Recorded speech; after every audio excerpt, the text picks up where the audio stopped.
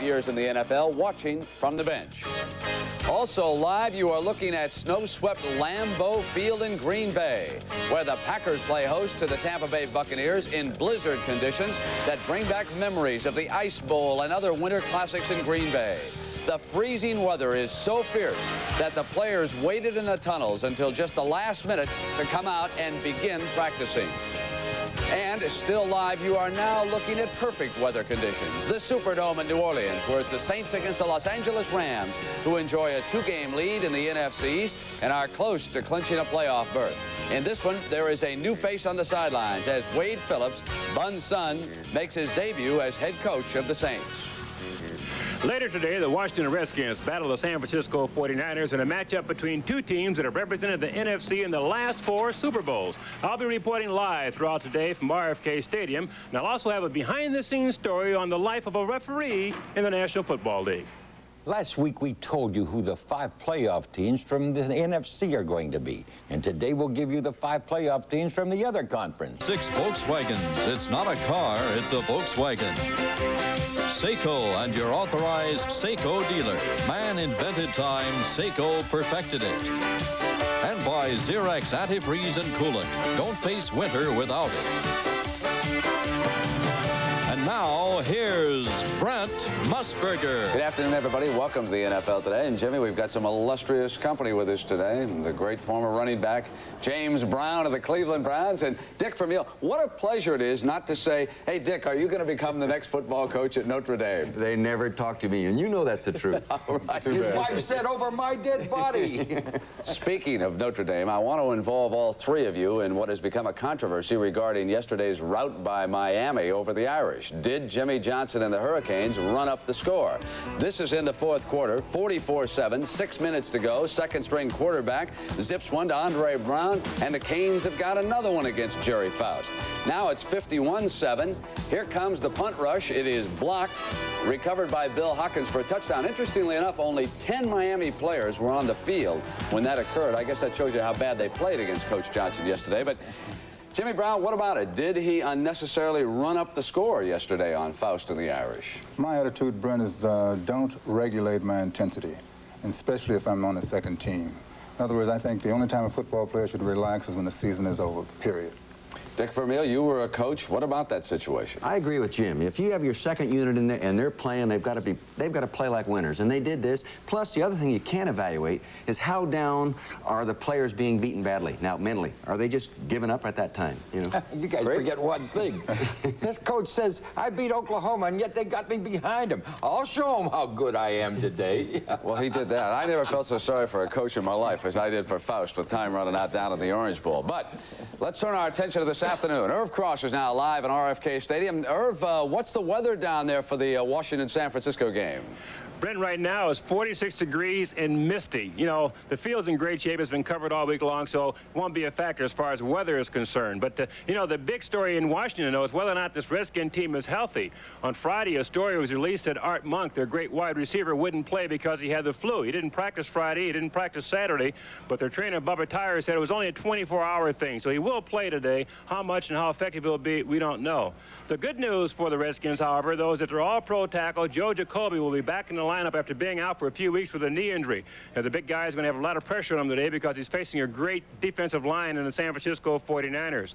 Pass protection is critical for the Redskins, as everybody knows, for every football team. And last week against Pittsburgh, they did a pretty good job protecting young Schrader. You can see here at the lower end of your screen, number 57, Mike Merriweather, coming in on a blitz, is going to be picked up by Griffin. The defensive end moves inside over the center, comes up, and is picked up by the center, Jeff Bostic.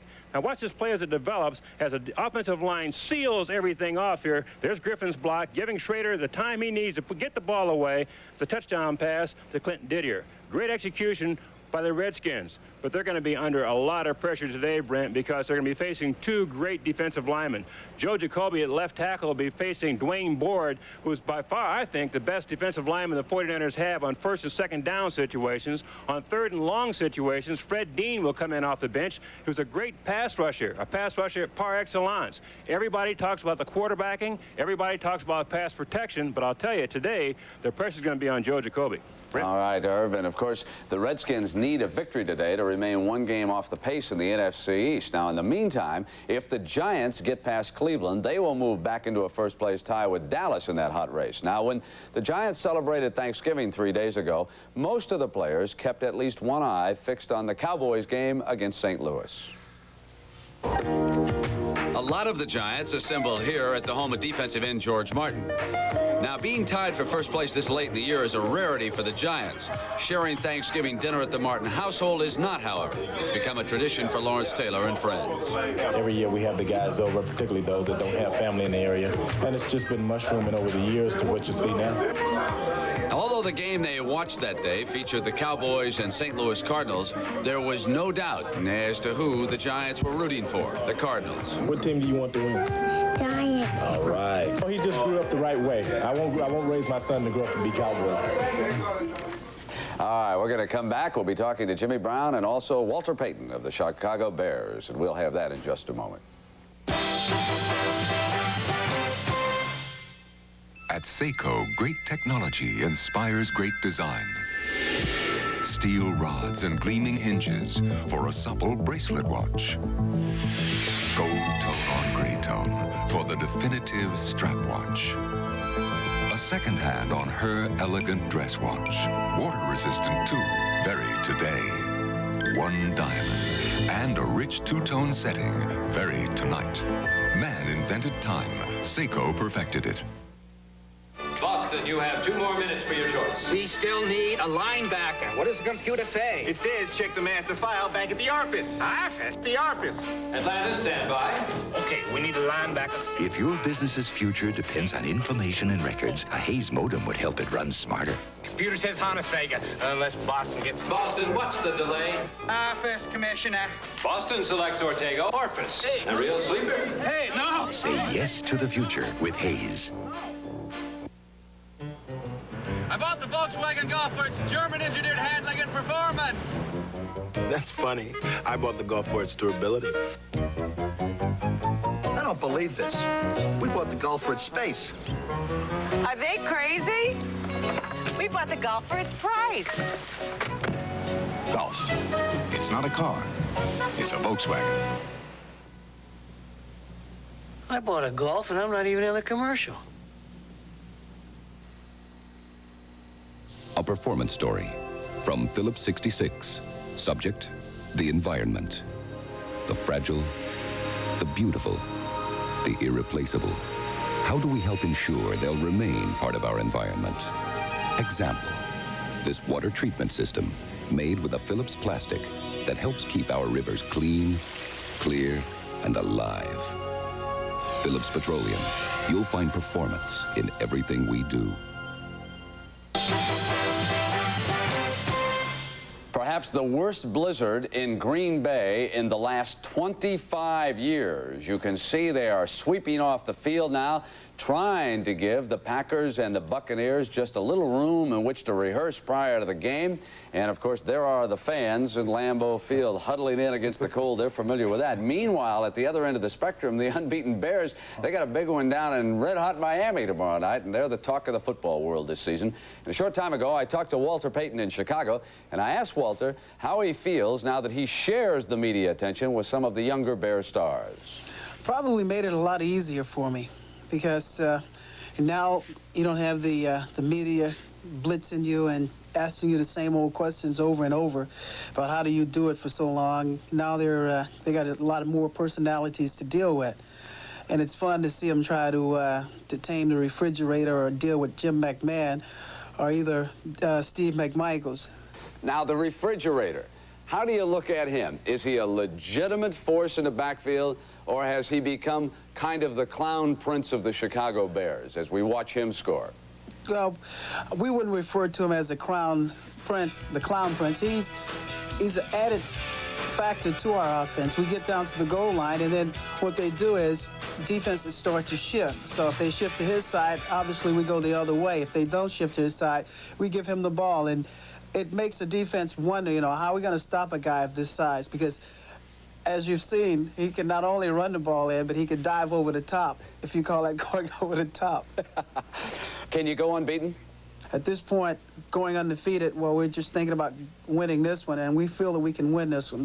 The games are ahead of us. We have to take them as they come. 10 years from now, do you want us to be saying on television that Walter Payton was the greatest running back of all time? I leave that up for the fans because they appreciate it, and they are the ones who determine, because it depends on what one individual thinks. If someone thinks that I am, then that's good. I appreciate that. If they think someone else is, you know, each opinion varies from day to day, because who knows, within the next 2 years, somebody else might come out. They might be talking about Bo Jackson or this guy from Michigan. Nobody knows. Well, Jimmy Brown, what's your assessment of Walter Payton and his skills? That's a great question, Brent. You know, it's been about 20 years, I think. You and the Greek have been calling me up, and I'm so happy and I'm very flattered. I think the last time was the Earl Campbell situation when the Greek said he was the greatest of all times, and I loved Earl, and I thought he was fantastic. Walter is tremendous. I love him. I love his style. He's tough. He's a gentleman. He played with losers. He's playing with a winner. He has all the tools. At least he's the greatest of his time.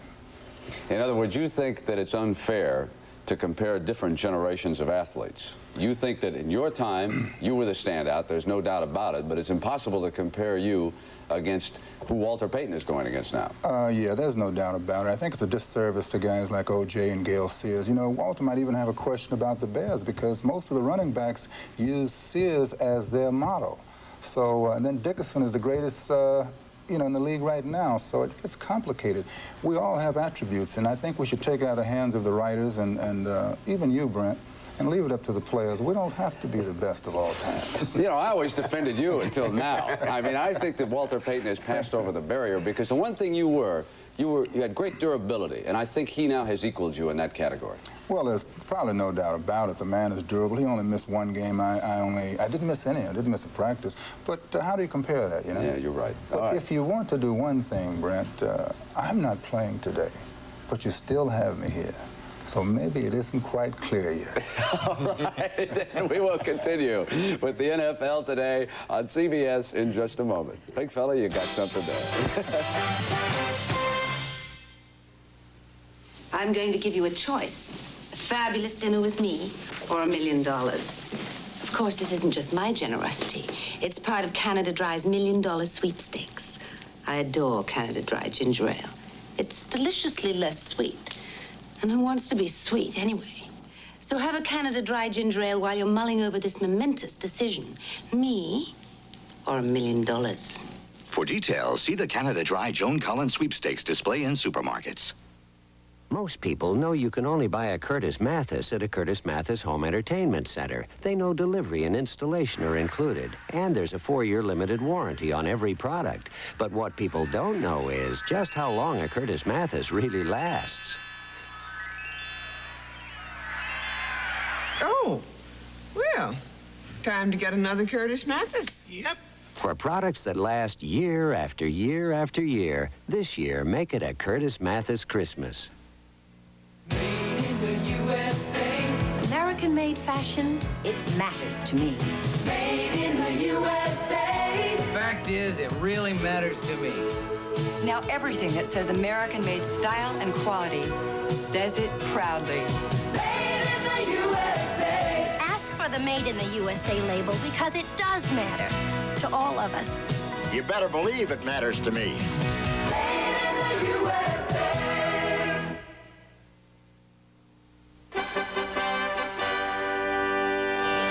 Greek, the Browns come in tied with Pittsburgh. Giants need a win to stay up with Dallas. But the first question is, who's going to quarterback Cleveland in this game? Well, Cleveland has to win to stay up with the Steelers. Kozar took the snap all week, Brent. But the coach last night told a friend of mine that if Danielson can throw the ball 30 yards today before game time, he will start. This is a reliable friend? Oh, yeah, he had dinner with him. Okay. But Cleveland will shut down the Giant run. The Giants will shut down the Cleveland run. So that leaves Sims to Adams to Galbraith. I like the Giant quarterback just a little bit more today. And by 4 points, 20-16. Now, San Francisco. You've been talking about points a lot more lately. I wish you wouldn't do that.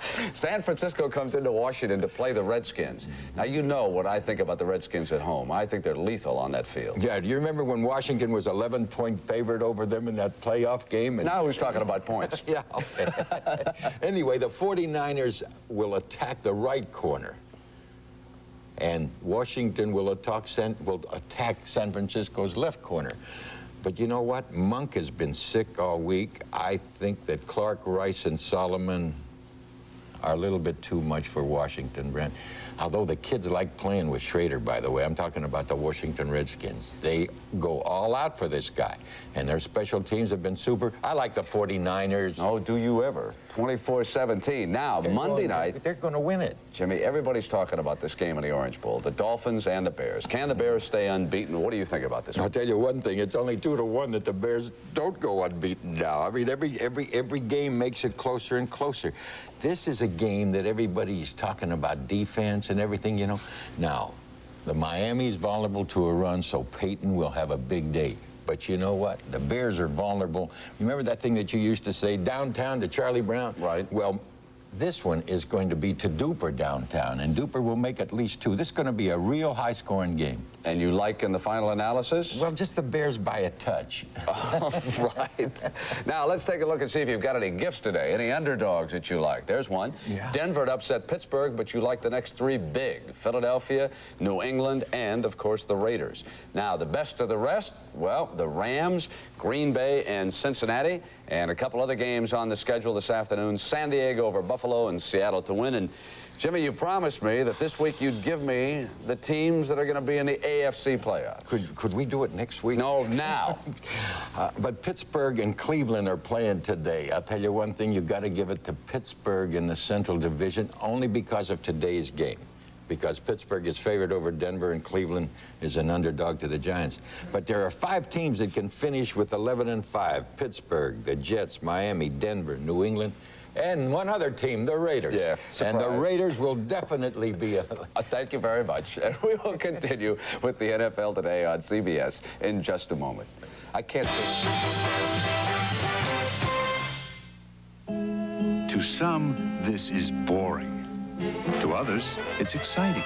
To some, this is frightening. To others, it's fun.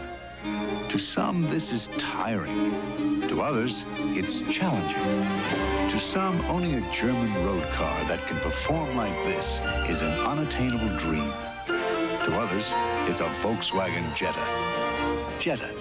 It's not a car. It's a Volkswagen. I'm Dan Marino, and at Christmas time, I take care of the hands that take care of me. I pass isotoner gloves to the hands that catch my passes, and I hand off these custom-fit isotoners to the hands that carry the ball.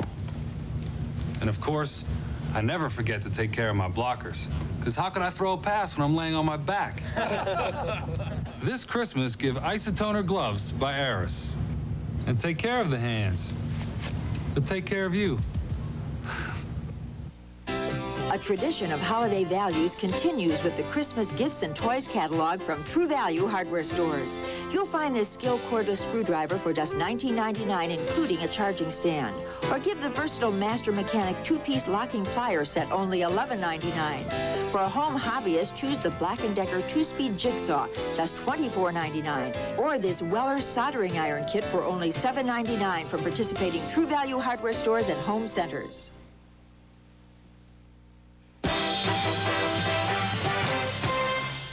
All right, the late word from the Meadowlands is that Gary Danielson could not throw the ball 30 yards. Bernie Kosar will be their starting quarterback, and let's go live to Irv at RFK Stadium. Irv?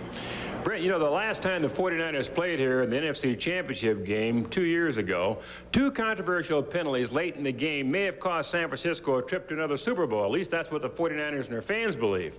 The uproar that day was a reminder of the pressure that comes with the job of officiating in the National Football League. And last week, we took a close-up look at the day-to-day life of a veteran referee. Morning, Rita. Good morning, Mr. How are you? Fine, how are you? Good. Hi.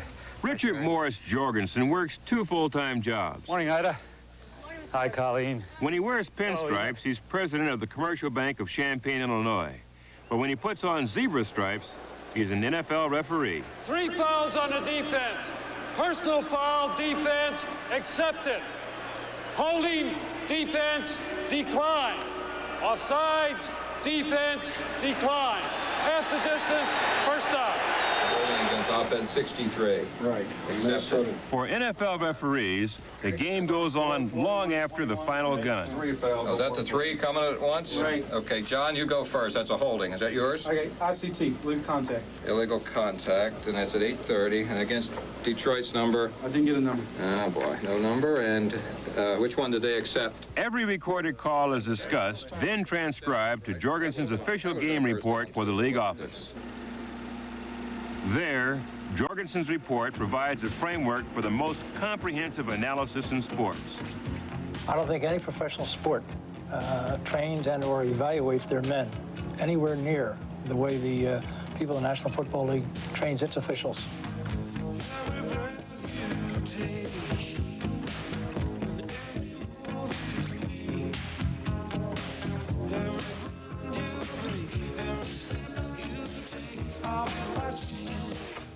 When I analyze the film, I see if those calls that I made were properly done, were properly called. If they don't call something that should have been called, I bring that to their attention too, so that they're graded on everything that they do.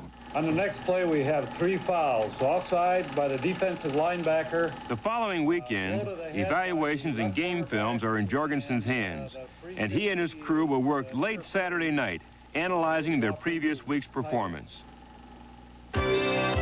We come together each week for 20 weeks during the season. We often go to church together. We eat our meals together. During that time, we're usually talking football, preparing for the game. We'll live and die with each other. You depend on each other. Each person has to do his job. Jorgensen and his crew attend to an assortment of vital pregame chores. Okay, that one's good. The game ball. That one's good. The stadium lights. And if it's at all gray or the cloud comes over, let's turn them on. Okay. All right, thanks. Okay. TV timeouts. I'll point to the ground. That means I'm acknowledging you, and you can have it at the next opportunity. The PA system. Go ahead, Dick. Testing. 1, 2, 3, 4. Okay. By game time, all 3 teams involved in the contest are feeling the pressure. We certainly do. We're 7 men against the world out there every Sunday afternoon. Let's have a good one, man. All right, go ahead. Courage, concentration, mature judgment, slow whistle. Have a good time out there. Dick Jorgensen is the referee of today's game, and he probably like to get through it without anybody knowing they were ever here. All right, Irv, thank you very much. An official is only as good as his last call, and we will continue with the NFL Today on CBS in just a moment.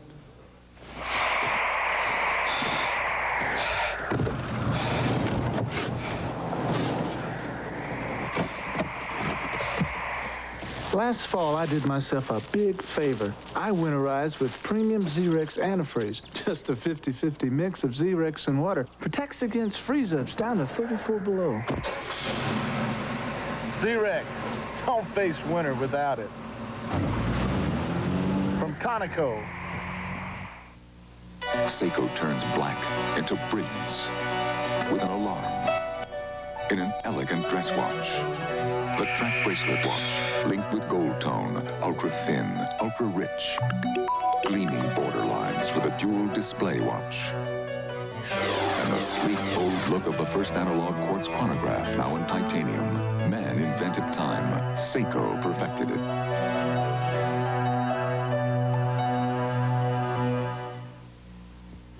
Jimmy, the Greek, who's going to be the next coach of the New Orleans Saints? After the Liberty Bowl, Arnsparger will go to New Orleans. From LSU. Dick Vermeil, are you interested in that job? No, I am not. Dick will be along at halftime. He'll take a look at Joe Montana. On a program note, for those of you in the New York and Philadelphia areas, a reminder that we're going to bring you the San Francisco-Washington game at 4 o'clock this afternoon. Jimmy Brown and Dick Vermeil will be back.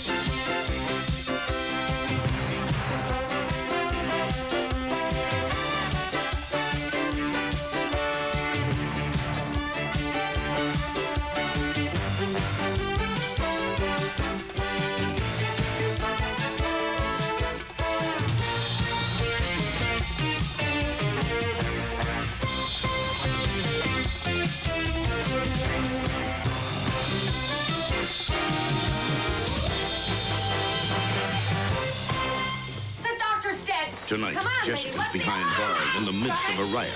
Vera Miles and Adrienne Barbeau guest star. I think I know who the murderer is. On Murder, She Wrote. Then Harry's after smugglers. We're going to create a diversion.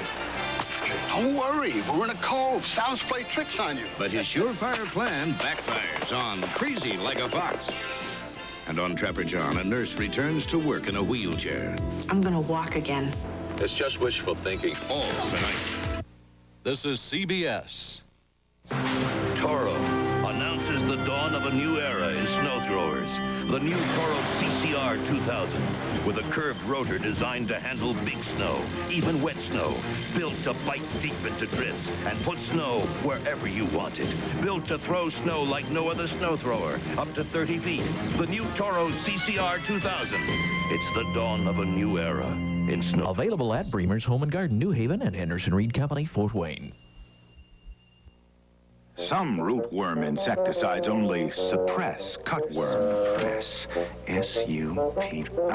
Suppress. To provide only partial control, as Encounter only suppresses cutworm. But Diphenate is the rootworm insecticide that controls cutworm. Control. To eliminate a pest so as to prevent economic damage, as in Diphenate controls cutworm. Guaranteed. Diphenate. For rootworm and cutworm, the word is control. The big holiday is on its way, and so are the big values during CarQuest Auto Parts Store's 12 Gifts of Christmas sale. Special holiday values like this professional quality heavy-duty booster charger, just $119.95, or this 10-amp battery charger, only $36.88. For the young ones, there's this big sturdy steel CarQuest toy truck by Tonka, only $9.99. Great savings, great gifts with CarQuest 12 Gifts of Christmas sale. CarQuest, the right place to buy auto parts. A touch of excitement.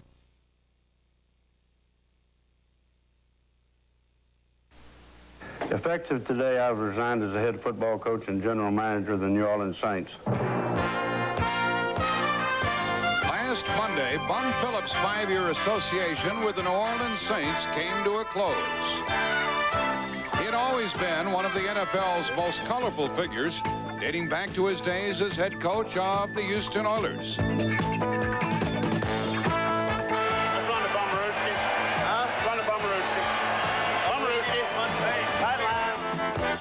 Mixing innovative plays like the Bummerooski with a coaching style that was pure Texan, Phillips captivated the entire city of Houston, quickly turning the Oilers from also-rans into perennial playoff contenders.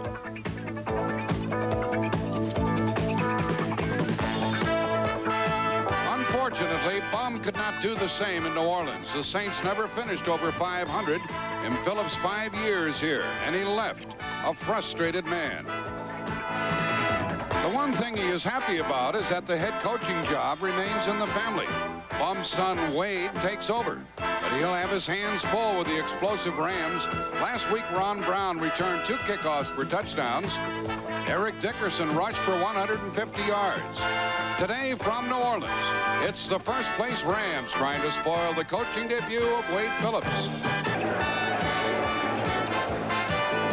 Everyone, they expect only 50,000 in the Superdome here this afternoon. It's a lovely day out of doors in New Orleans. And you can see that the Rams have their destiny in their own hands. Their magic number is 3. They could win the division by winning 3 out of 4. The Saints are out of it with a record of 4-8. The first time these two teams met, 28-10 was the final score. Dave Wilson was the Saints quarterback. He was sacked 9 times by the Rams. Today, it's Bobby Hebert at the quarterback position.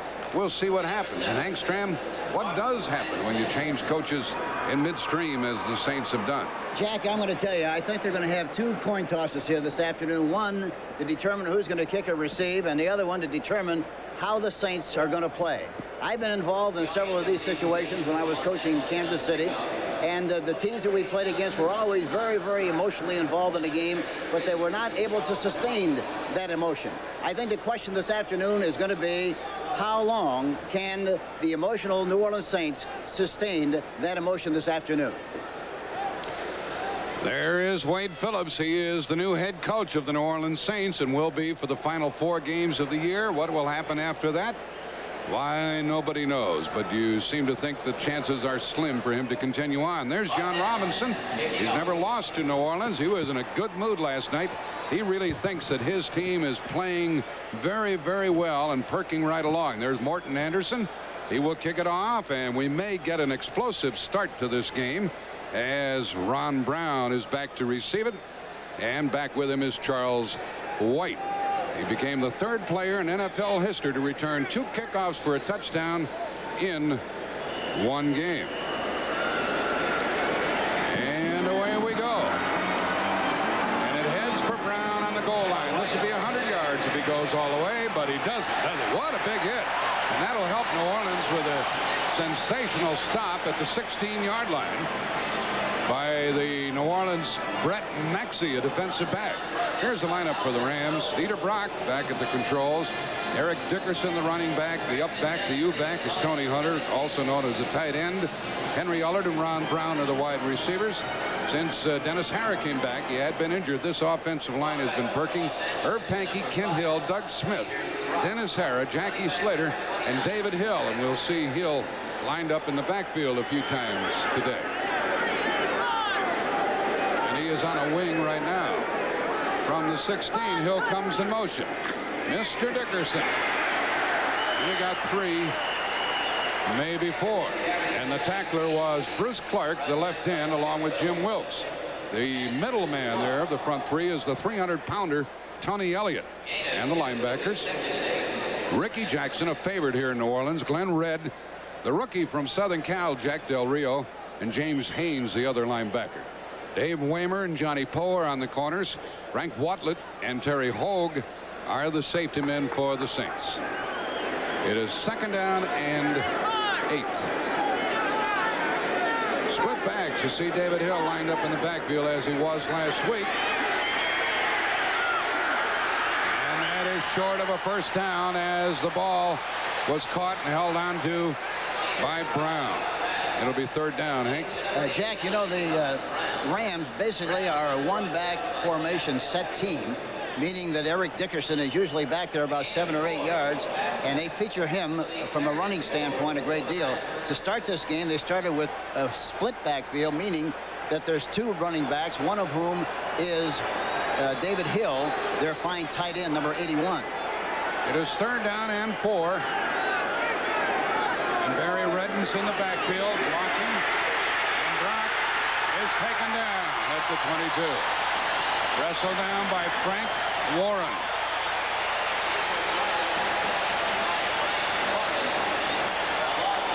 He didn't get very much time, Henry. Watch to the left of your screen, number 73, getting penetration, and then comes back around the block, and Frank Warren, number 73, makes the sack. And there is Dale Hatcher, the rookie from Clemson, who's done tremendous work. And Willie Tullis is the safety man. He is driven all the way back to his 22-yard line, and he gets away. And back to the 30. There's an exciting kick return. For the Rams, downfield first was Jerry Gray, but he let his man loose, and Mark Giroux made the tackle. Bobby Airbear goes to work. Earl Campbell and Wayne Wilson, the running backs. The wide receivers are Eric Martin and Eugene Goodlow. And up front, Jim Rourke, Brad Edelman, Steve Court, the center, Ralph Williams, Stan Brock, and Hobie Brenner, who used to play for John Robinson at Southern Cal, is the tight end. There was a 60-yard punt, a 5-yard return at the New Orleans 30. I think we're going to see a lot of I formation. They start with the I formation. If they succeed with this, Jack, we'll see a lot of it this afternoon, along with play-action passes. Balance line, man in motion. Goodlow. Toss to Campbell. Blocked by Wilson. And a good run of 6 yards. And Jim Collins, the linebacker, and the number 1 tackler on the Rams, leading tackler, made the hit and stop. Campbell carried the ball last week 36 times. And really had his best game as a New Orleans Saint player. I asked him about how many times he would like to carry the ball. He said, well, very frankly, I really don't get warmed up until I carry the ball about 20 times. And he's averaged 10 times a game so far this season, which is not up to par. 2nd down and 4. can see how deep Campbell is. He's 7 yards. Hebert airs it out. There it is. And broken up at the last minute. A wonderful defensive play on the pass intended for Goodlow, and Leroy Irvin just got there in time. Good thing he can run, Hank. Yeah, he's got great recovery speed. Watch this. Watch Leroy Irvin, number 47. And the ball is thrown a little bit too short. See, he has to stop to try to come back for the ball. In the meantime, Leroy Irvin, number 47, is able to bat the ball down, and it falls incomplete. Jerry Gray and Vince Newsom check into the Rams' backfield, and Gary Jeter is in on the front line. 3rd and 4. The Rams play an awful lot of zone defense, and so as a result, it's very difficult to lick them deep very often. They have a 4-man front and a 5-man rush. And the pass is caught, and that's a first down across the 40. It was caught by Tyrone Anthony over the coverage of Vince Newsom. First down. Here's the Rams defense for you. 3-man front ordinarily. Doug Reed, Charlie DeJournay, and Reggie Doss. The good linebackers, Mel Owens, Carl Eckern, Jim Collins, and Mike Wiltshire, the leading sacker on the team. On the corners, Gary Green and Leroy Irvin. Safety men, Nolan Cromwell, Johnny Johnson. First down at the New Orleans 41. It's the first down of the game. Timeout called by Hebert. Well, I guess the Rams anticipated what Hebert was going to call, and so he expends one of his timeouts. Burger King now begins a nationwide search for Herb, the one man who's never tasted a Burger King burger. Herb was never what you'd call normal. Herb has never learned to love flame broiling instead of frying. Herb was unusual. Herb was different. Herb has never enjoyed this sizzling Whopper.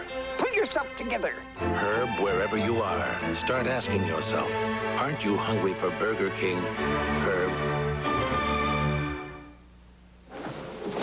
I own a PC and a VCR, a condo on the beach, and my own company. But I don't own a car. I lease with GMAC. For me, leasing was smarter than buying. There's no major down payment, and since I worked out the terms with my GM dealer, I can pay less each month. It was easy. Now I've got the new car I want, and leasing frees up my money for other things. GMAC Leasing, only at your GM dealer. For you, it just might be smarter than buying. Give me something warm for Christmas. Only Zales could kindle such fire with 25% off all our diamond solitaire pendants and earrings just for Christmas, so she can have more diamond. Quarter-carat earrings for $229, a half-carat pendant for $849, 25% off diamonds from Zales Jewelers, leading with style. Zales, you're so hot. Hank, why the timeout by Hebert? I can't understand why he called timeout, because they're in a double tight end situation, and which means they'll have a hat on everybody across the line of scrimmage. There's only 4 guys back there at secondary. I don't know why it could have been a problem, and why he would waste a timeout this early in the game. Unless he had something unusual called. Well, that could be, but I don't know what he could have called against a basic vanilla 3-4 alignment. Goodlow comes to the right. The Saints have won only 2 of their last 11 against teams in their division.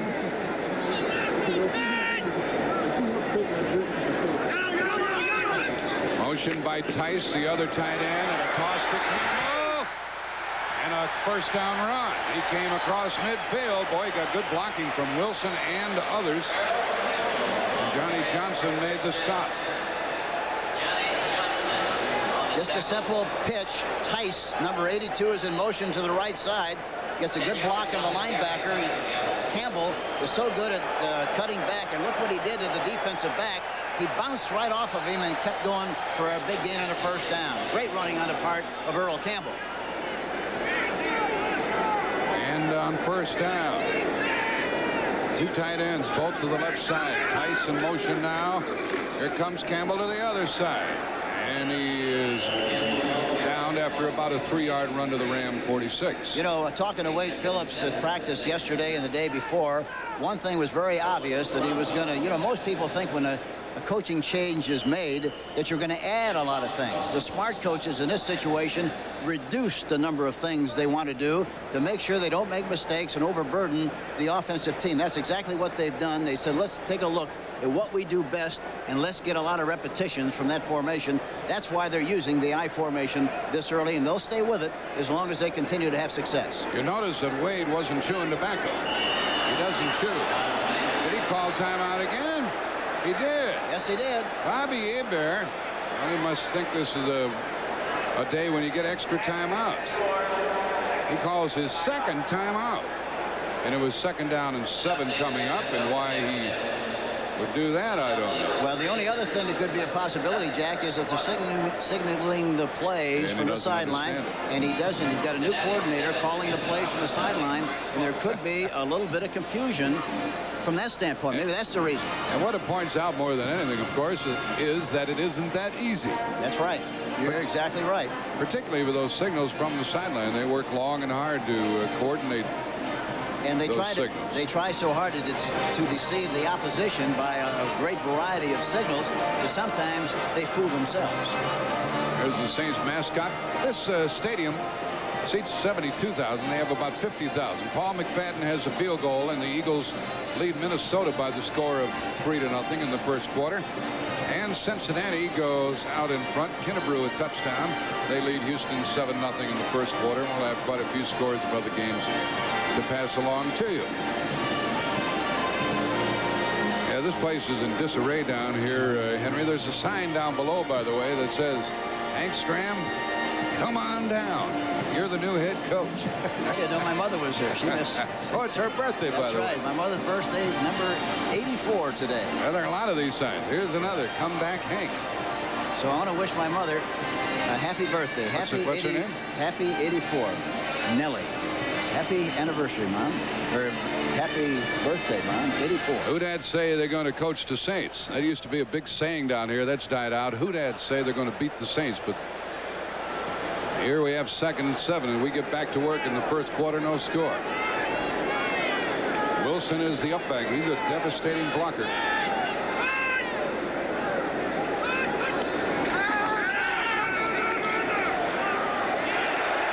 Goodlow has it. The defensive man fell down. Gary Green lost his footing, and a 16-yard gain and a first down to Goodlow. Goodlow is coming off the ball on the right side, and watch Gary Green, number 27.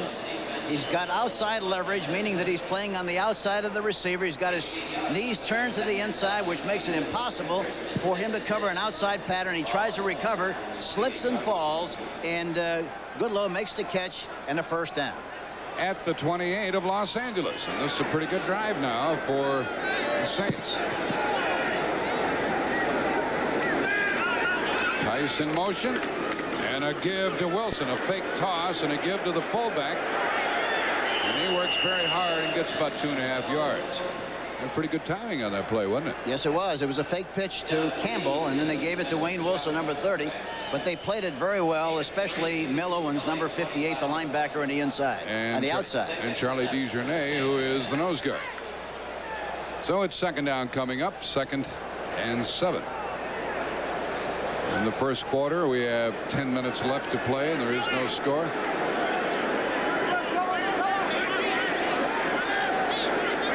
Now Wilson is on a wing. That's a little different formation. They got a one-on-one on the left side. Let's see if they try to do something back to the left side. He's looking back there, but he throws inside. And he is not keeping up for a first down. Well, maybe he did have forward progress down near the 18-yard line. Was caught by Campbell. That doesn't happen very often. It's only the 2nd pass that he has caught this year, and Carl Eckern made the tackle.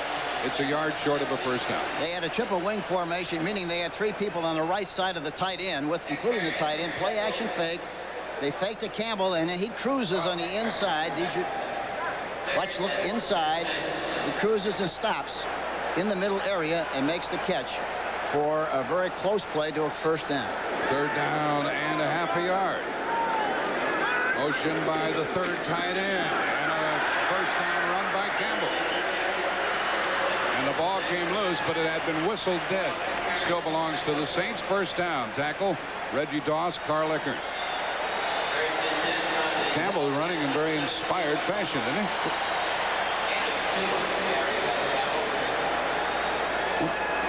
We'll show you that play again, and Hank will do a little artwork for you. Watch the left tackle, Rurik, number 70. Watch the good takeoff here. Watch the good block at the point of attack. There he is. He gets an inside position on Reggie Doss. Doss reaches over the top, but it was too late, and he makes the necessary yardage for the first down. Back to live action at the 17. And a delay to Wilson. Very good work was done by Reggie Doss coming around from the backside. They ran that counter play that time. Normally you run the counter play to the tailback. In this particular case, they ran the same counter play with the same blocking to Wayne Wilson, who was in front of the fullback.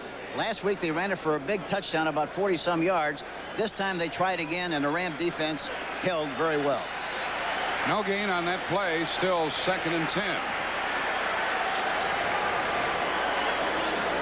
And we have 7:45 left in the quarter. The 11th play of the drive, and a sack back at the 25. And it was Gary Jeter getting in there.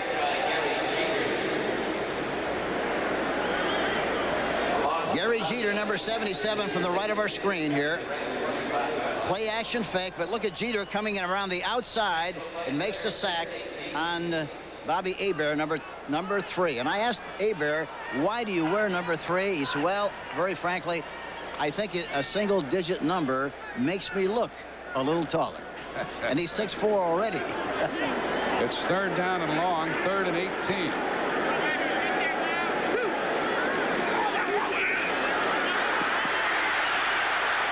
Couldn't find anybody, and he lost 5 more, and that really hurts the field goal position. And it was Sean Miller, number 98, who finally got to him after quite a period of time. I think on that particular situation, Jack, the young quarterback Hebert was looking and anticipating for man coverage. He didn't get it. He got a zone. I think it confused him, and as a result, he wound up getting a sack. And we have a field goal try by Morton Anderson of 47 yards. And incidentally, I don't know whether there's a better young kicker in the National Football League than Morton Anderson. Hilgenberg will snap it, and Guido Merkens will hold it. Low snap, and Merkens got it down, and it's good. Good job by Guido Merkens. Now we have 6:51 left in the first quarter, and the underdog Saints break on top 3-0. For the average renter, the 5-door Mercury Lynx has plenty of room. And it's only $29.95 a day at budget. But budget has another car, one that's more my style, the Lincoln Town Car. Look at this headroom. And even us big shots like budget small price. Only $39.95 a day. Get the economy of luxury, or the luxury of economy. Go to budget and say, the car, or the car. There's a group of the offensive players, the offensive line of the Saints, and they helped get 3 points. Good job by Merkens in getting the ball upright for Anderson to kick. Now Anderson will kick it again to Ron Brown or Charles White. Brad Edelman, number 63, we saw just a moment ago. He's added a great dimension to the offensive line. He's been hurt on and off, but he is really one of the very best linemen in the National Football League. Used to be a center, now he's playing guard, and he's back in there today.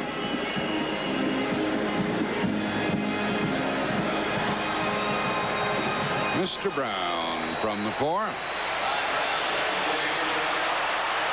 He can fly, Kenny, and a big hit along the sideline by Bobby Fowler, who is a running back, number 43.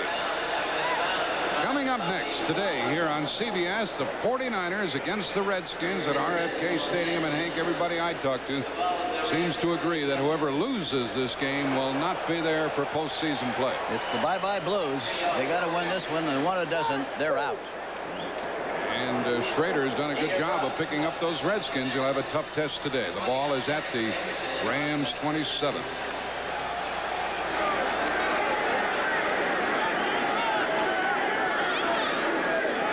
They got some running room over to the left side. Here they come. And Dickerson is good for only about 3 yards and driven back by Glenn Red, the inside linebacker, number 58. He got some help. Let's watch Red go to work. Here we see Glenn Red, number 58. Watch him pursue and make a play here.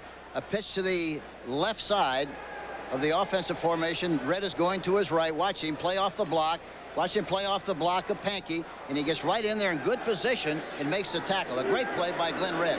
Pankey is playing the left tackle spot rather than Bill Dane. First down throw to the tight end, Tony Hunter, or the U-back as they call him, and that's the first down of the day for the Rams at their 38. Tackled by Ricky Jackson and Glenn Red. Dieter Brock stays in the pocket well. Good protection. 5-step drop. Hangs in there tough. And look at Tony Hunter. Makes a curl to the outside and is tackled again by Glenn Red, number 58, the inside linebacker. Pretty good fastball from Brock, wasn't it? Yes, he got a little shot as he threw the ball. So wonder he threw it so well. First down at their 38. Brown is to the right along with Henry Ellard. Now they got a different defensive alignment here, Jack. Something a little different. Jack Del Rio got in there, number 50, had some help. It's a version, I think, Jack, is a version of the Chicago Bear defense, the 46. Del Rio is the middle linebacker, and he's very deep. Watch the inside people in here getting penetration, and Del Rio is back in the middle of the defensive formation. You'll see what happens here. Let's take a look. They're all tight on the inside, and there's Del Rio coming from the outside, blitzing and making a play on Dieter Brock. 3 linebackers were there, Red, Del Rio, and Haynes. And it's second down, 15. Flags are down all over the place.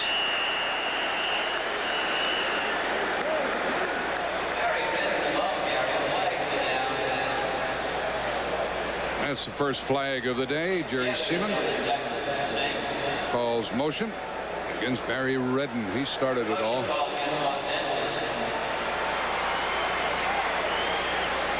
We have a score that illegal motion, number 72, offense, penalty decline, 3rd down. Kent Hill was called. Very important game, Cleveland at the Giants. And Joe Morris gets a touchdown in the first quarter, and the Giants lead 7-0. 3rd down, 15. Now they got a 4-man line. They're changing the alignment quite a bit, and I think it's confusing the Rams a little bit.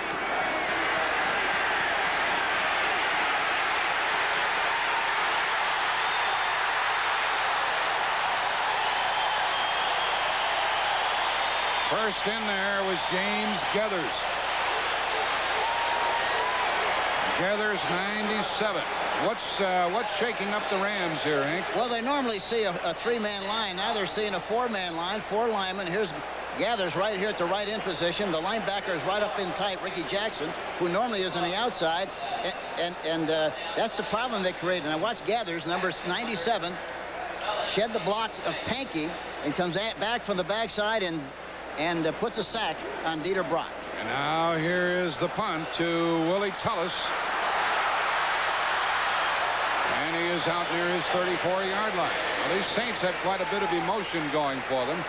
That was a 51-yard punt, a 10-yard return. The tackle by Jim Laughlin, and the ball is at the Saints' 34. It's a lot for governments. Ball games at the beginning of the season, as you used to. Next Saturday on CBS, Kansas and North Carolina State. Yeah, they're 2 hot teams, and they anticipate great seasons. Danny Manning of the Jayhawks is an outstanding player. Chris Washburn is one of the stars of the North Carolina State team, the Wolfpack, and that's next Saturday at 12:30 Eastern here on CBS. From the 34-yard line, Hebert used to be in the United States Football League. Swings it out here to Campbell. That's his second pass. He's caught today. And a touchdown-saving tackle by Nolan Cromwell.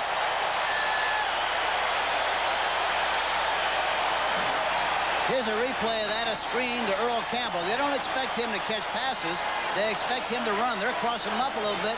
Watch Earl Campbell out here on the left of your screen, makes the catch, and he's very decisive. A good block out in front, and he goes right down the sideline, breaks a tackle, and is finally tackled there by number 21, Nolan Cromwell. But it looked like he was going to go all the way in and change the scoreboard. Ralph Williams and Steve Court really made great blocks on the play. Yeah, Williams, the right guard, and Court, the center. They sprung him loose to the 27. Hey, the Rams are tilting a little bit here, aren't they? And a very good tackle by Reed. Hank, I can lead you into saying something that the people in Los Angeles probably won't like, but Doug Reed is probably playing better than Jack Youngblood. Jack Youngblood was playing. That's right. Well, I think that's understandable. We talked about that yesterday. But, you know, Youngblood had a great career, but there comes a time where you lose your efficiency. And as a result, Reed came in at a good time, and he's playing terrifically well at the left-end position. Ball's at the 30, and it's 2nd and 13. Ejournay and Jeter are up front. 4-man line. Whoa! Trying to get it to the tight end, John Tice. Incomplete. Covering Johnny Johnson, let's go to Brent Musburger for an update in New York. Well, Jack, we got a couple of updates. The Browns have just tied the Giants at 7. The Eagles have a 10-point lead on the Vikes. Here's the touchdown pass, and that one goes Jaworski to Spagnola. Let's go back to Jack and Hank. We knew, Hank, that those Giants were going to have their hands full with Cleveland, didn't we? Yeah, they're a very good team defensively, and they're playing much better offensively. 4-man line now by the Rams. 3rd and 13. They show the blitz with Wiltshire. He's not coming, however. And a swing pass out here to Anthony. Rams recover very well. A gain of 5, 4th down. Sean Miller, the tackler. There again, I think Hebert was trying with a spread formation. They were trying to get one-for-one coverage, and they wound up with zone. And he wisely, here he is. Look at the rush. Look at the rush. Dumps the ball off to the right side to Anthony, and he's finally tackled there, but doesn't make nearly enough yardage for the first down, but gets him a little closer for the field goal attempt. Anderson kicked one of 47 yards earlier, and this is going to be 42 yards. Watch, he doesn't get very much follow through. He kind of punches the ball. See how he punches it? But he's got 8 in a row. Yep. He has 8 in a row now. 2 of them today. It's 6-0. With 1:25 left in the first quarter, and the Rams are fortunate. Company, in fact, you're looking. My last words were that the Rams were fortunate that they're only trailing by 6 at this point. 1:25 left in the first quarter. Here is Anderson kicking off to Brown. How about total offense, Jack? LA's got 4 yards of total offense. New Orleans 77. Saints have 5 first downs. The Rams only 1. Well, Ron Brown probably will down it. He does. It'll come out to the 20-yard line with 1:19 left in the first quarter. And it gives us a chance to tell you about some scores of other games. As Brent Musburger just told you, pass Jaworski to Spagnola, 10-0, Philadelphia, second quarter over the Vikings. And the Cleveland Browns on a run by Kevin Mack have tied the Giants 7-7 in the first quarter. Joe Morris had scored. Denver and Pittsburgh scoreless into the second quarter in a very important game. Cincinnati has doubled their lead over Houston, 14-0 first quarter. Brock trying to get the Rams rolling. Redden is the up back. Give to the fullback, Barry Redden. Gets only 2. Second and 8. Tony Elliott, number 99, who weighs 300 pounds, led the charge along with Bruce Clark, number 75. They have some big people up front. Some more scores for you.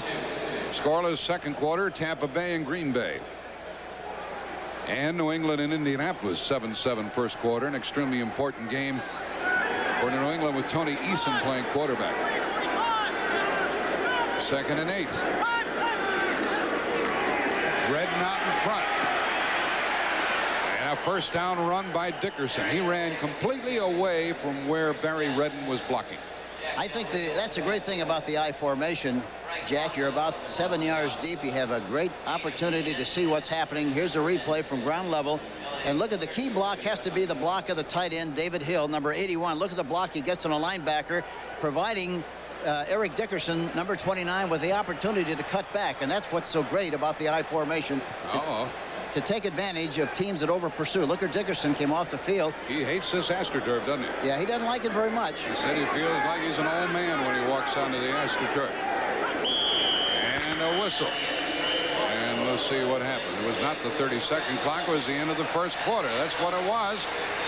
And a bit of a problem for the Rams, who trail by the score of 6-0 with Dickerson hurt. Is sponsored by Miller Beer. Miller, made the American way since 1855. And by the Sperry Corporation.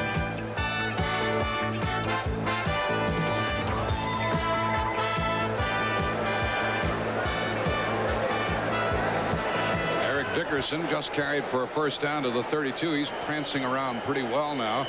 Barry Redden is in there in his spot. Let's see what happened to him, Hank. Yeah, I think you'll see here as he goes through. Watch Jack Del Rio. Watches his right foot is planted.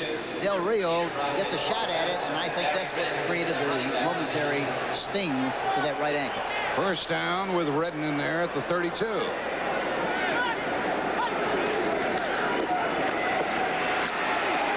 He's no slouch, is he? He picked up 5.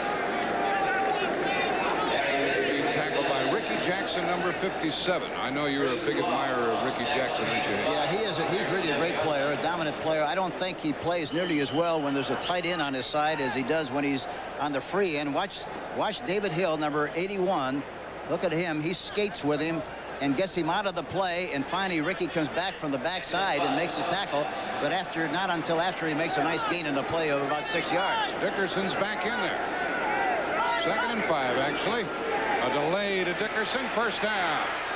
Well, his ankle is okay. Out to the 45. Bruce Clark ended the play with the tackle.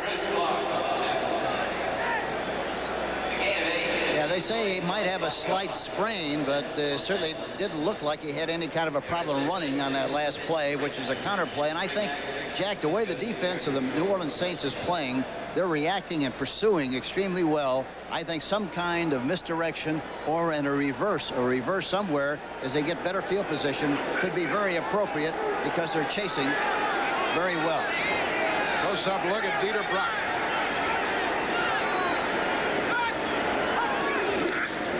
And a toss to Dickerson. Only a couple. As you say, Mr. Strand, they're really coming up. Dave Waymer from the corner that time. Number 44. I was talking to Henry Ellard yesterday. He said Waymer really difficult to get away from when he is jamming at the line of scrimmage. Yeah, he's strong and has good technique. He's a very good defensive back. I think most people in the league feel that he would be really a fantastic strong safety or a weak safety, but he's been playing the corner and playing it very well. I think the other thing could be very appropriate, Jack, would be an option pass with Eric Dickerson throwing the option pass down here about the 40-yard line once they hit that area. Ellard in motion, 2nd and 8. Brock's going to throw it himself. Swings it out here and away from Redden, 3rd and 8. Barry Redden. He's the backup to Dickerson, but he'd be the regular for a lot of football teams, wouldn't he? Yes. Ordinarily can catch the ball very well. He would be. He needed an extension. There's Bobby Hebert again, number 3, warming up on the sideline. He's a Cajun, isn't he? Yes, he is. They love him down here. Played at Louisiana Tech. And all you have to do is ask about his ancestry. Boy, he'll give you a long dissertation. He knows it all. Very impressed with that. Willie Tullis is the extra defensive back on 3rd and 8. Something in the middle would be appropriate if they can get the ball to the time in there.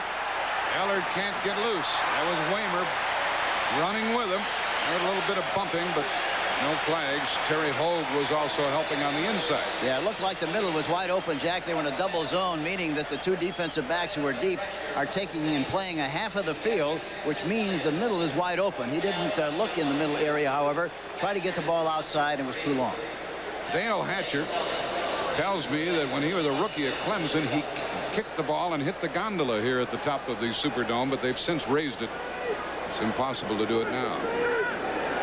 Willie Tullis is the punt return man. Not as fair catch is called for. Tullis had a tough time catching it at the 19-yard line. That was a 34-yard punt, no return. Sometimes it's difficult to field punts here in this Superdome. The ball has to go through the lights. 33 yards. See you next Saturday. It will be the 86th meeting. Army and Navy, the cadets and midshipmen, and it never fails to be a good game, and even when the teams weren't very good.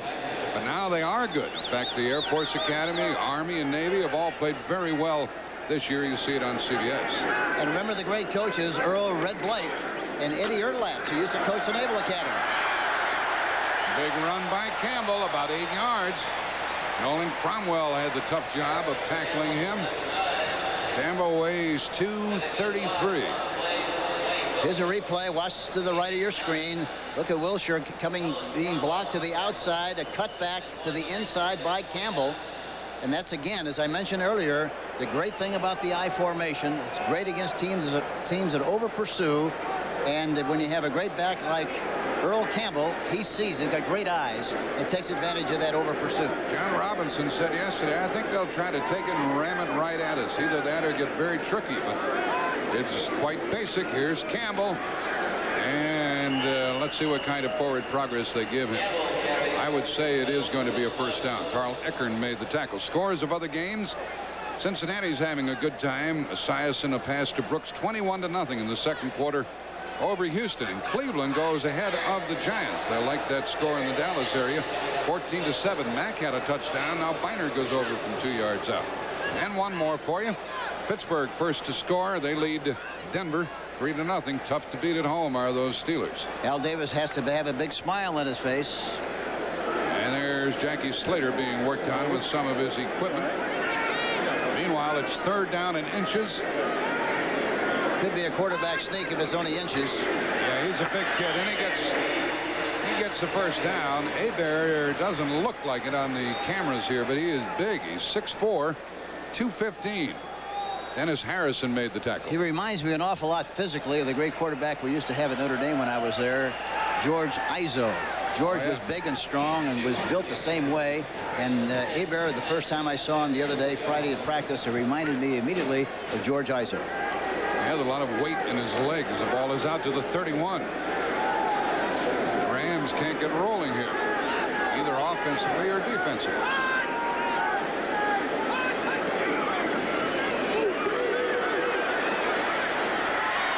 Pass caught by Tice. And though it's modest yards, it's a gain of 4. Let's go to Brent Musburger, New York, for an NFL update. Well, Jack and Hank. Well, I'm glad I'm not there in Green Bay. You can say that for me too, Jack. Say it again. It's beautiful here in the Dome. It's second down and 6. Tice in motion and a toss. And Campbell gets a couple. It'll be third down and about 4. You know, I talked to Stan Brock the other day, the fine offensive tackle for the New Orleans Saints, number 67. Asked him about the upcoming game. He said, Coach, I guarantee you we're going to win the game. We're going to play well, and we're going to play mash ball. I said, mash ball? What is that? He said, well, we're just going to line up and get a hat on everybody and fight them individually and win the war up front. So far, that's exactly what they're doing. Brock's big enough to fight. He's 288, 6'6". Third down coming up and 4. Got a 4-man line now. Talking about the Rams. And a 6-man rush. And it is caught by Goodlow. Goodlow took it away from Leroy Urban. 25-yard gain. It was bump and run that time, Jack, meaning that the defensive back was right on the line of scrimmage with the receiver. In this case, Goodlow. Watch him. Watch Urban. He makes a move. He gives him a little jam, but loses him as he tries to catch up. The ball is underthrown, and he reaches back and makes the catch. A great, great play, really, by Gene Goodlow, number 88. And Gary Jeter blasted Hebert, the quarterback, just when he turned the ball loose. You have to admire the Hebert kid because that was evidently an automatic. He changed the play at the line of scrimmage when he saw the bump and run. First down at the Rams 38.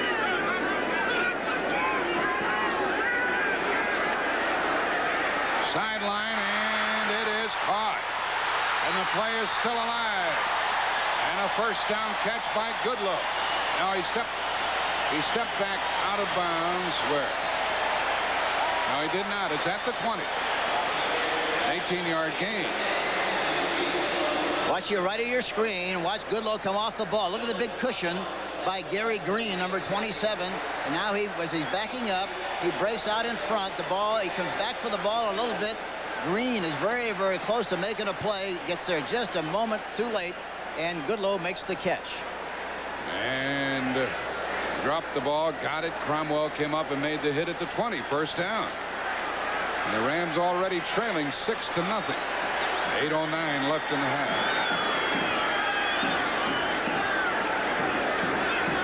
Nice in motion again, and a blast by Campbell. Or 2 or 3 before Collins tackled him, number 50.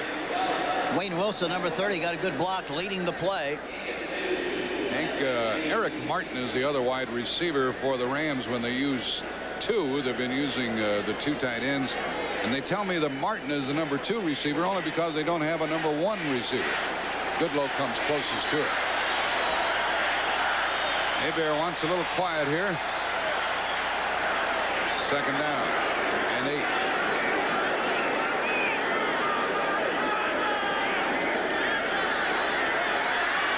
Overthrew Wilson. Incomplete. I think Hebert is being a little confused. I think he really thinks they're going to be in single coverage down here. That time, Jack, they were in double zone again, meaning the 2 safeties again have the half of the field, and as a result, you can't throw the ball man for man, and he was a little confused, tried to dump it off to the back, and threw it way over the top, and it falls incomplete. Well, our old friend Tony Franklin has kicked a field goal, and New England leads Indianapolis 10-7 in the second quarter. And it's 3rd and 8 right here. 4 down linemen for the Rams, including Jeter. 3rd and 8. Effective roll, and they almost threw it into the arms of the defensive back as he tried to get it to Eric Martin, the rookie. Coming up very strongly was Gary Green. I thought the move to roll and move the pocket was very good that time, but it looked like Hebert was a little confused when he got there. You can see him do a little tap dance. It was anytime a quarterback starts to move those feet before he throws the ball, you know he's a little bit confused, and that time he tries to force the ball right into coverage and almost had it intercepted. Well, Morton Anderson has kicked 22 out of 26 and 8 in a row. 47 and 42 yards today, and this is a 35-yard try. I asked him who his idol was, and he said Jan Stenerud. 35 yards, 3 out of 3 for Morton Anderson. This is getting serious as far as the Rams are concerned. This franchise started in '67, and the coaches, Spears, J.D. Roberts, North, Hefferly, our buddy Hank Stram, Dick Nolan, Stan Fell, Bum Phillips, and now Wade, and who's next? A lot of confusion down here. And there is Wade Phillips. His team and Anderson are kicking off, and the Rams could really use something from either Charles White or Ron Brown. Another booming kick by Anderson. Another touchback. They're doing a lot of things right, aren't they, Hank? Yeah, they are. And you talk about Morton. You know, he's got a record along with his pal Brian Hansen, the punter, and they've got it. They call it "Take It to the Top." And you know, it's by Kicks Recording Company. Yeah, we're trying to bring ourselves to play it here. We don't have quite the gumption yet. We may work it up. That's 5 touchback kicks for Anderson in the last 2 games, and he's 3 out of 3 in field goals. In time for the Rams to do something, Henry. Trying to win their 10th game of the year. Dickerson the setback. First down pass. Sideline and any good? I think he says it is at the 32. Neither official was right on top of the play. Willie Tullis was there defensively. Let's watch the feet. Watch Ellard break to the outside. He has to wait for the ball because he's afraid of going out of bounds. Tullis. Good call. Yeah, it's a good call. He's got both feet in bounds, and it's a 1st and 10 situation. I think we have to see the Rams throw the ball a lot more on 1st and 10, Jack. I don't think they can keep smashing it at them the way the defense of the New Orleans Saints is playing. They got to pump it up and throw it.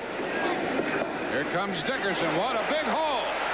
And out to the 45. And I bet the Los Angeles fans, Hank, as Frank Wattled made the tackle, 13-yard gain. Now let's talk about this play first. It's a counter play with the left guard Ken Hill and Pankey pulling, but the play was designed to go outside, but Eric Dickerson saw the play open up inside and took advantage of it, and that's the great thing about a great back like Dickerson. He takes what he sees and gets the most out of the play, which he did there. Brown left, Ellard right, Dickerson left, 2 yards. I bet the fans in Los Angeles are wondering about Bobby Duckworth. He missed the team plane yesterday, and he was still, as John Robinson, Duckworth was still trying to get to the park this morning. Yeah, when I talked to the coaches this morning, they said that they thought he would be here, but they haven't had any word. They just expected it to be here, but he missed the plane yesterday, and nobody knows what happened. I don't know, you know, they put the Vanisher cream on, he was gone. They hadn't heard from him. They didn't know where he was, so there's a problem the Rams are dealing with today. It's 2nd and 8. Somewhere along the line, Jack, they got to run a reverse or more misdirection. Ricky Jackson and others were in there. But there's Ricky. That's the 4th sack on Dieter Brock today. Ricky Jackson said yesterday, he said, this has been the best week of practice we have had in 5 years that I've been here. He said, I guarantee you, we're relaxed, we're loose, we're going to change the pace a little bit. Here's Jackson coming on the inside on a stunt on the inside of Hill as he releases, and there he gets penetration and makes a sack on Dieter Brock. But going back to Ricky Jackson, he said that he felt they were going to play well, they're going to do a lot of things differently, be more aggressive, and they certainly have been doing that so far. They run the play to Redden on 3rd down and long, and they'll have to punt. Tony Elliott, the nose guard, held sway, number 99. Now the fans are alive, Hank, and there's another thing the Rams will have to battle. See, the team started out emotionally to begin with.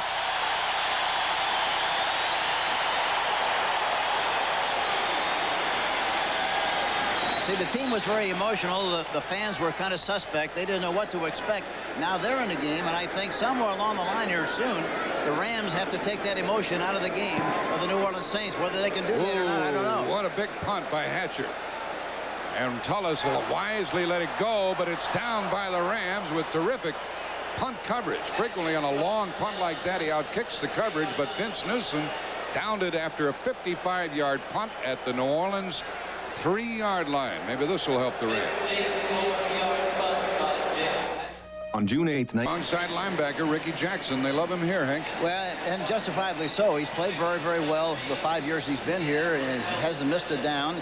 And the great thing about him is they're using him in a variety of positions now. They're using him in the middle some, on the outside, and he's going to get a lot more sacks. Here's a special studio guest next week, John Madden. I tell you, he'll have a lot more fun in the studio because there's a lot more room for him to swing those arms in the studio than there is in a press box. He's dangerous in a booth. But he'll be there with Brent Musburger next week on the NFL Today. Check your local listing for the starting time. Now, next Sunday, Dallas may go into Cincinnati with a 1-game lead in the NFC East. They're winning today. Or they won on Thursday, and the Giants are losing today. And also Washington, a key game at Philadelphia. Some attractive games next Sunday. Toss to Campbell.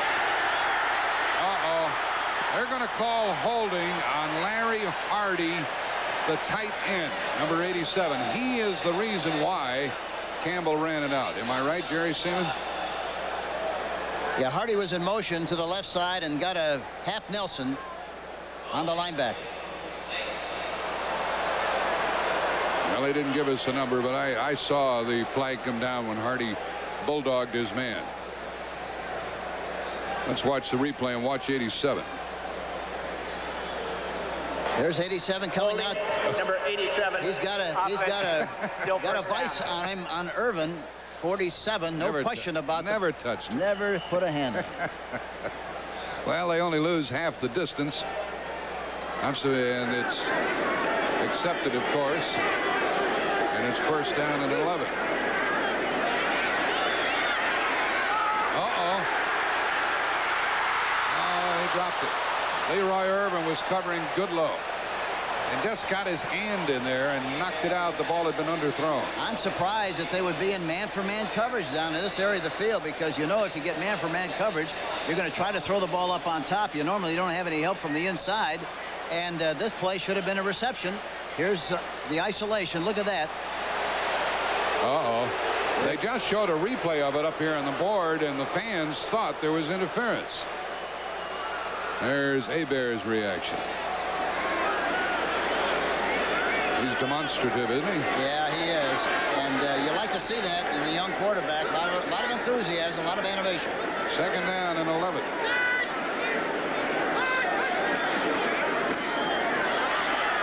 Campbell to the 6. I said to Campbell the other day, I said, Earl, how much longer do you want to play? He said, 3 years. I'd love to play 3 years, and I'd like to finish my career right here. But he was very enthusiastic about playing, and I think he felt good about himself the way he ran last week. And again, it goes back to what I said earlier. You know, he's only averaged 9 or 10 carries all season long. A great running back like Campbell has to carry the ball 25, 30, 35 times a game to be effective. And last week was a great demonstration of that. 3rd and 7. Try it again. And overthrown this time. And once again, Leroy Irvin sprinting right alongside Eugene Goodlow. 4th down, and the Rams will get the ball in good shape. Great illustration of the kind of confidence the coaches have on their defensive backs, especially the corners, to put them in a one-on-one situation on both occasions in that situation. Both of them are very good. And now we're going to have Brian Hansen punting for the very first time today. And the number 1 punt return man in football, standing at midfield, Henry Ellard. We saw his touchdown return against the Eagles earlier this year. Let's see if the Rams come after Hansen. Averaging 42 yards a kick, as long as 58. No blocks. Uh-oh, Ellard's going to run this one back a few yards. And a strong hit near the 40. You're right. It was a few yards. Coverage got down there pretty well, and the tackle was made by Brett Maxey, number 39, after a 42-yard punt. Coming up later today on CBS, the 49ers have traveled to the East Coast on RFK Stadium and play the Redskins. And I really think it is safe to say whoever loses that one will not be in postseason play. We know the Ram fans are rooting for. Well, that's the best starting position for the Rams. Now they got one-on-one coverage on the outside. He's got plenty of time on the 30-second clock. Brock changes the play. Somebody was offside. Clark was offside, the defensive left end, number 75, unless an offensive lineman made him move. But I think it was Clark 75. We'll see what they call. There was mass confusion then. It might have been drawn offside. We'll see what he calls. Illegal motion, right guard. Well, that's who it was. That's why he was offside. There was Dennis Hara, number 60. There was a lot of noise, and that helped to bring about the penalty, I'm sure. Watch Hara, number 60, the right guard. Come on, move, Dennis, move. There yeah, he did. Just a fraction before the ball was snapped. You made him do it. Had to talk to him a little bit to encourage him to move. 3:39 left in the half. One-on-one on the left side. Let's see if he does business over there. Nope. Dickerson gets 4. Frank Watlet came up very strongly to make the tackle. You know, I think it's very important when you have one-for-one coverage. You're only going to get a chance to get involved in about 10 big plays in a game, and usually against man-for-man coverage, Jack. I think, you know, we always felt that if we could hit 3 of those 10, well, that was 21 points. But you had to challenge it. Right now, there have been several occasions where they've had one-for-one coverage, and they haven't challenged it. 2nd and 11. 2 tight ends, Hunter and Hill.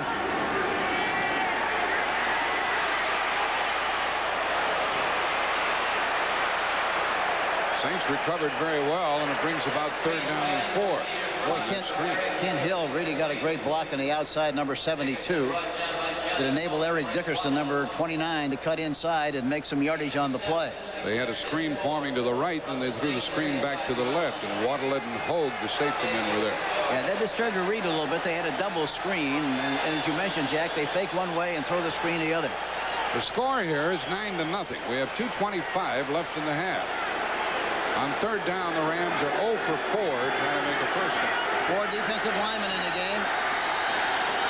And Willie Tullis the extra back. 3rd and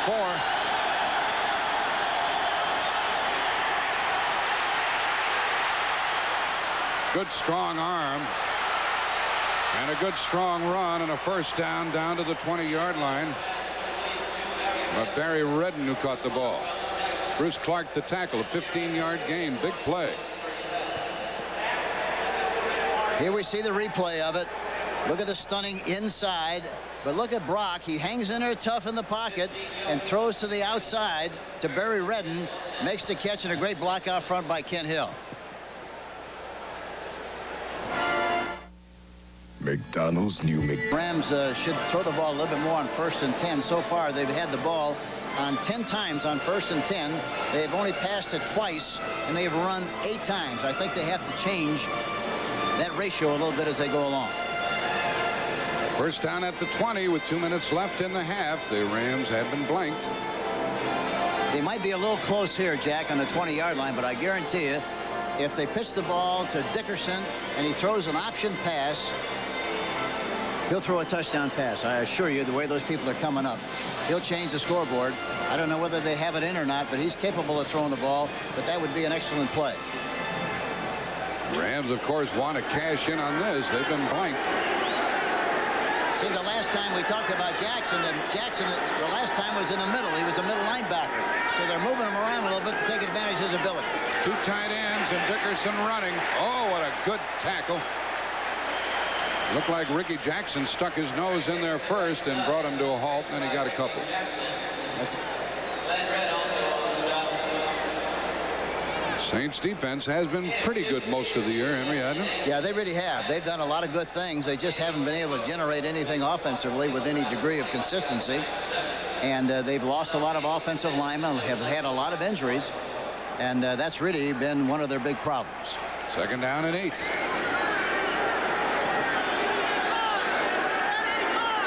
Brown left, Ellard right. Ellard in motion. Time in the world.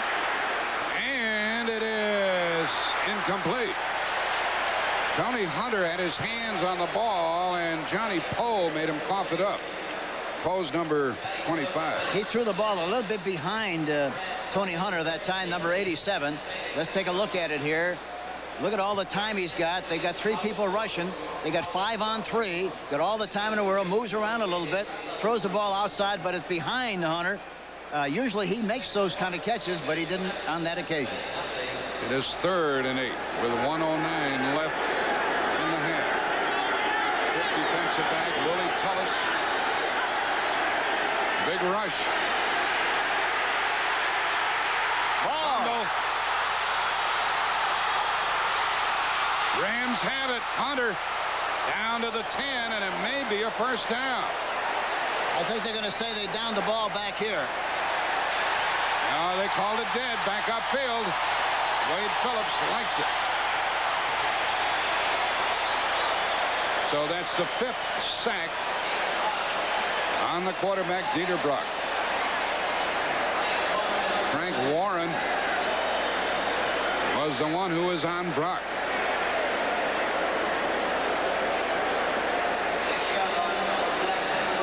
Watch Frank Warren, number 73.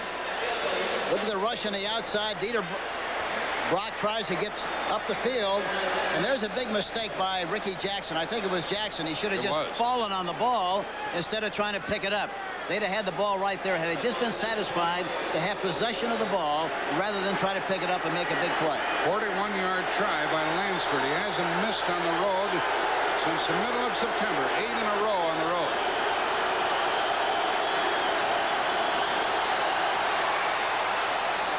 It is good, and the Rams are on the board 9-3 with 27 seconds left in the half. But at least from a Los Angeles viewpoint, they got something out of it. Hank, they've got to be missing Bobby Duckworth here today. Well, I think they definitely miss him, but they like to use Duckworth really inside the 20 because he's got such a great advantage physically on the shorter defensive backs. but he wouldn't have an effect on the way they're playing right now. I don't think, Jack. I think really the Rams have to, as I mentioned earlier, they must throw the ball and be more aggressive on 1st and 10 than they have been so far. Well, we ought to cover that story that Bobby Duckworth missed their team plane yesterday, and they don't know where he is. They got the posse out looking for him, but they haven't found him yet. Talking to Lansford before the game, I asked him about that barefoot kicking. He said he had trouble going from the tee in college to the ground level kicking in the pros. And he said one day he had a blister on his foot, took his shoe off, and lo and behold, it started to get up in the air for him. Not his foot, but the ball. And he broke the blister. And he broke the blister, and he's been kicking ever since. By the way, he kicked one here with 6 seconds left a couple of years ago that put the Rams in the playoff and knocked the Saints out. He said it was the biggest kick of his life. Yeah, remember, we did the game. Yeah, it was an exciting game. It was a very, very emotional game for both teams, and especially the Saints, because they had it made, and they had an opportunity on about the 35-yard line. Instead of kicking a field goal, they elected to punted the ball to the Rams, and the Rams took it right down the field and won the game. That was a thrilling football game. But today, it's a little turnabout. They have sacked Dieter Brock 5 times. When they met the first time, why, the Rams had 9 sacks. And here is the kick, and it heads into the end zone, dropped, and out of the end zone, bobbled about by Willie Tullis. It will come out to the 20-yard line. Coming up at the half, Brent Musburger, Dick Vermeil, and their special guest, Jim Brown. They'll bring you up to date with the scores and highlights. A feature on quarterback Joe Montana. Irv Cross has a report from RFK Stadium in Washington, D.C., where that big game, the 49ers and the Redskins, is coming up when we're through here. So stay where you are at halftime, and then stay where you are after this game is over for the 49ers and the Redskins. 49ers are rooting for New Orleans here today. They have the lead, and I guess they'll just sit on it, Hank, with 27 seconds, right? I would think so, yeah. I don't think they can afford to make a mistake and provide the Rams with an opportunity to get maybe 3 more points on the board before they go in at halftime. And they have only 1 timeout left, so they can't get much done. So they give it to Campbell, and the Rams let him ramble out to the 26. And neither team is anxious to stop the clock. It would be futile. Jim Collins made the tackle. I think the Rams have to feel good about the fact that they just 1 play out of this game, as much as the Saints have dominated the first half. They got to be lucky and feel lucky about what's going on so far. Well, all we've had is field goals in the first half. The end of the first half, the score 9-3 in favor of New Orleans. Sponsored by Toyota, who reminds you to get more from life. Buckle up. Who could ask for anything more? De Beers, a diamond is forever. And by McDonald's, it's a good time for the great taste of McDonald's.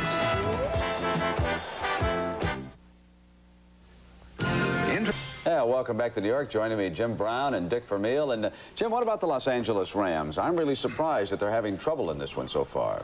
Well, basically, they're our running team. John Robinson is good at the running offense, but the passing offense, it's a little skeptical. Dick, you covered several of their games. You're not that surprised at what's happening to them. Well, they have been struggling offensively, and I've done 5 of their football games for CBS, and they've had some problems. They're running the ball well. Passing attack, of course, they're going to blame Dieter Brock. I like Dieter Brock. I think probably in these few games, maybe even the second half here, you'll see more diversification in their offense, more varieties. All right, Dick and Jim, let's take everybody to the scoreboard and get them up to date right now. The Philadelphia Eagles, they still have a shot at a wild card spot in the playoffs, and they're doing a number on the Vikings, who have lost 3 in a row. Now watch Ron Jaworski here. Dick, go to John Spagnola. Spagnola catches a nice corner pattern here. And Brent, you know, Jaworski is super efficient inside the 20-yard line throwing the ball. Jim, that Eagle defense does a job. Oh, yes. But if you'll notice, there was penetration, and he actually ran into his own man. That's the worst thing can happen to you as a running back. Yeah. And Mike Quick has done it again. This is 6 straight games that he has caught a touchdown pass. Moments ago, Jaworski hit him with that pass from 9 yards out, and now they are running it up. It is 20-0. The Giants and Jim Brown's former team, the Cleveland Browns, in a big one. The Browns with the lead, 21-13. Bernie Kosar quarterbacking the Browns, and Joe Morris has scored on runs of 1 yard and 58 yards for the Giants in that game, but they misfired on their second extra point. Pittsburgh and Denver, John Elway to to Clint Sampson, 24 yards, the only touchdown in that game so far. Cincinnati all over Houston. Larry Kennebrew has scored 3 times for the Bengals in that game, 7 yards, 1 yard, and 3 yards. Green Bay and Tampa Bay, and the story there, of course, is the weather. The worst blizzard in 25 years, 1965 in Green Bay. Exactly. They like to get you up in that cold weather because they're used to it, and they know it takes away all your skills. It becomes a comedy of errors. Why don't they fumble more than they do? I'm amazed that you all play as well as you're doing. Well, because the only thing you're trying to do is not fumble. You don't care what you do, you just don't want to make a mistake. Well, Dick, what does a coach try to do in that situation? Stay warm. Stay warm, man. Okay. It's important. New England and Indianapolis and the Colts, again at home, can be a very tough team. They have tied the Patriots at 17. Now, Ken Sims, the Patriots' defensive line, he may have suffered a broken leg. He's undergoing an x-ray right now, and obviously if the leg is broken, he would be lost for the remainder of the season. Eason has stepped in. He's thrown 2 touchdown passes in that game. Irving Fryer and also Stanley Morgan. New Orleans and the Rams, of course, the game you're watching, 9-3, the Saints with the lead, and they are at the half of that game. Now, Dieter Brock, Dick, what's your assessment of him when he gets into a pocket situation? Well, I like him because he sits in there. Now, watch him here. He'll sit there poised. Sometimes it appears that he has a hard time finding the outlet receiver downfield, as he did right here. They need to say poise, I'm sorry. Confidence, because they took it away from him because they wanted him to catch the ball. And he set up a field goal for him, and it is 9-3. Now, we're talking about great running backs, of course, and Jimmy Brown is here, and you've all heard of Walter Payton and Tony Dorsett and Eric Dickerson, but one of the best runners in the NFL this season has not been getting the recognition he deserves. And to emphasize that point, we've borrowed from the format of a popular television commercial. Do you know me? My running style has left a lasting impression on my opponents. In fact, I'm the leading rusher in the NFL. Who am I? It's either Freeman McNeil or Walter Payton, one or the other. They got to be pretty close right now. Walter got to be up there pretty high. I don't know. Who leads the National Football League in running? Wes, you're not alone. Hardly anyone knows. The answer is Gerald Riggs of the Atlanta Falcons. I don't get that much attention because of our record right now. I've been working my tail off, and this team has been working their tail off, and I've yet to come out with that recognition. He wants to show people that he is one of the elite running backs in this league. Soon he'll be a household name with Payton and Dickerson and Dorsett. Playing for a losing team, Riggs stands out like a crown jewel. But at home, he does not need a credit card to get the recognition he deserves. There's only one guy that can do it each year, and to say that I'm the one who's done it in '85 would say an awful lot for me. He's having an amazing year, isn't he, Jimmy? Yes, he is. Last year was the start of it. This year, he's learned a couple of things. He knows how to pick a hole now, and he's fast and he's big. All right, well, there was a quarterback who used to light up the skies down in Washington by the name of Sonny Jurgensen, and, of course, he's standing by with Irv Cross. Let's go to RFK. Irv? Sonny works as a radio announcer down here, Brent, and he's covered every one of the Redskins games for years, and Sonny, are you surprised that Jay Schroeder has done as well as he has? Not really, Irv. I think he has outstanding talent. He has a great grasp of the game. And the things that he has done in the 2 performances are, just outstanding. And, I'm not surprised in any way. It's just that it's too early to evaluate him after only 2 performances because, things change each and every game. He's going to get different looks, different pressures. So far, he's done everything they've asked of him. Has the personality of this Redskin team changed since Schroeder came in the lineup? I think so, in a way, yes. I thought they were getting very predictable with Joe Theismann and the offense under him. And I think that the Coach Gibbs is utilizing the talents of Jay Schroeder a little more, and they've become more unpredictable, and I think that's helped them. Sonny, we have Jim Brown in our studio today as our special guest. And Brent Musburger asked him a question in a pregame show. He says, Jim, who is the greatest running back of all time? I'm going to ask you, who do you think is the greatest running back of all time? Jim Brown certainly was of our era. There's no question about that. He played with a great football team, but he was by far the best. If Jay Schroeder hadn't had a big game against the Giants a couple of weeks ago, what happens to the Redskins? They would have been in an awful lot of trouble. And unfortunately, he came in and played that way, Irv. But, he had no work with the offensive team because Gibbs, his theory is only work one quarterback. And fortunately for Jay, that he had enough work with Jerry Rome, the quarterback coach, and he did an outstanding job coming in under those conditions. Then he had a week to prepare for Pittsburgh, and he did a good job there. He's going to need one today. All right, Sonny, thanks for being with us. Brent? All right, you old guys always hang together. We got to hang together. Well, day. What are you going to do? We'll continue on CBS after these messages from your local stations.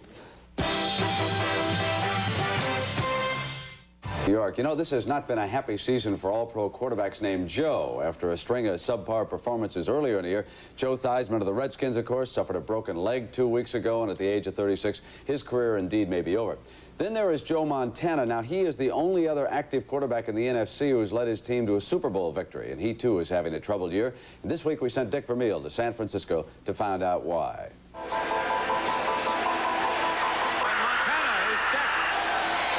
There are times, there are games that I can go back and say, I didn't even have a good game, I had a terrible game. It's hard to figure out. That's the way the season goes. That's the, I keep telling people, as you know, you said that ball, the shape of it, it's funny. And sometimes it bounces to you, sometimes it bounces away from you. Indeed, too many times this year it has looked like the game has gotten away from Joe Montana. But why? He's only 29 and in his prime. I've gone in mentally prepared for every game as well as I did last year.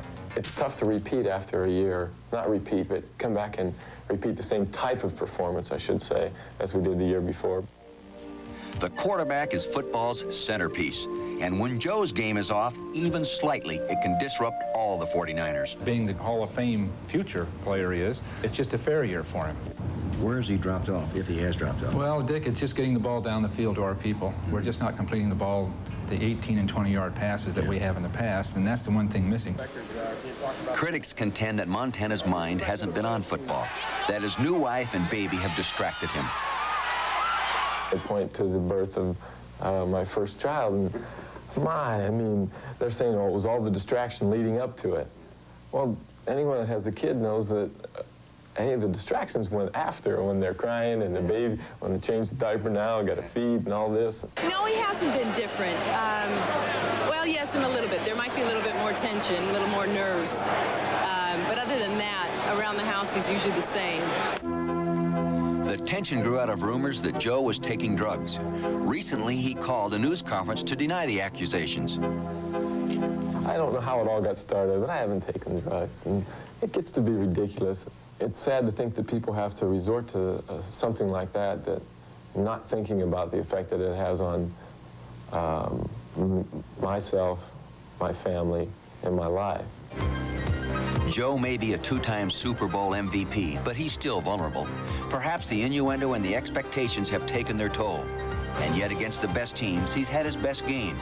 You almost wonder if there's been a letdown.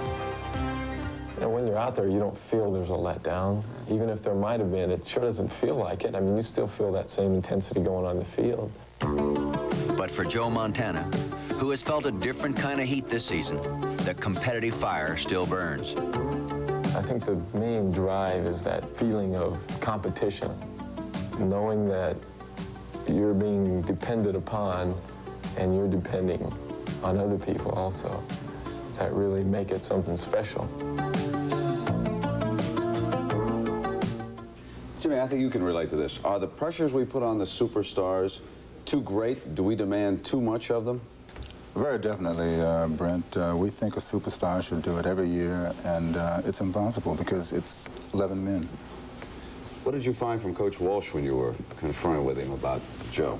Brent, I think I found out from the whole organization they're 100% behind the guy. And I think a lot of them are willing to accept some of the responsibility for the drop-off in Joe's performance. It's still a very fine performance. You know, it is so difficult, Dick and Jimmy, to repeat as champions, too, in almost any professional sport. You're absolutely right, but he's competing against himself. He's been so great. 2 Super Bowls, MVP. How do you beat that? Exactly. Well, he's coming up a little bit later, of course, in a big one against the Redskins in Washington. That's our doubleheader game here on CBS. Right now, let's send you back to the stadium and the game you're enjoying.